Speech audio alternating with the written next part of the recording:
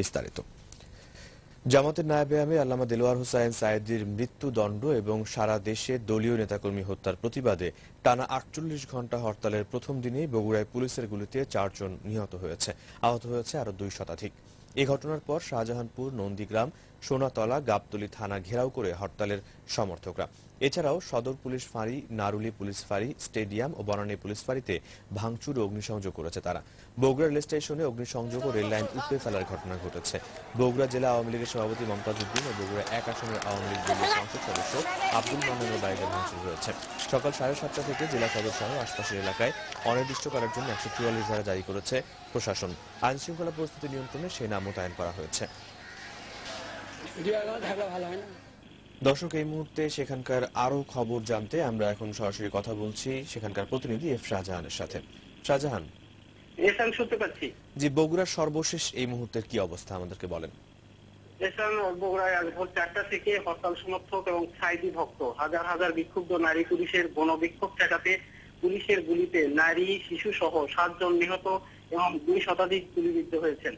এখন পর্যন্ত বগুড়ার ৫টি থানা ঘেরাও করে রেখেছে হাজার হাজার নারী পুরুষ। বগুড়ার সদর পুলিশ ফাঁড়ি, নারুলী, স্টেডিয়াম, মোকামতলা, ফুলবাড়ি, বনানী এবং কৈগাড়ি পুলিশ ফাঁড়িতে হামলা ভাঙচুর চালিয়ে অগ্নিসংযোগ করেছে বিক্ষুব্ধ জনতা। এছাড়া বগুড়া জেলা আওয়ামী লীগের সভাপতি মমতাজ উদ্দিন, সংসদ সদস্য এবং আওয়ামী লীগের কেন্দ্রীয় সাবেক সাংগঠনিক সম্পাদক আব্দুল মান্নানের বাড়িতে হামলা চালিয়ে অগ্নিসংযোগ করেছে। বগুড়া আন্তর্জাতিক বাণিজ্য মেলায় অগ্নিসংযোগ করে তা তছনছ করে দিয়েছে জনতা। বগুড়ার গাবতলীতে কয়েক হাজার লোক সাঈদী মুক্তি মঞ্চ তৈরি করে সেখানে অবিরাম বিক্ষোভ চালাচ্ছে। পরিস্থিতি সামাল দিতে, পরিস্থিতি নিয়ন্ত্রণে আনতে সেনাবাহিনী মোতায়েন করা হয়েছে।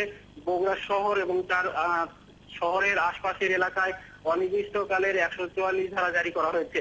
বগুড়া জেলা প্রশাসনের পক্ষ থেকে এনজিসি আরিফুজ্জামান দিগন্ত টেলিভিশনকে জানিয়েছেন, উদ্ভূত পরিস্থিতি মোকাবিলা এবং আক্রান্ত থানাগুলো রক্ষার জন্য সেনাবাহিনী মোতায়েন করা হয়েছে।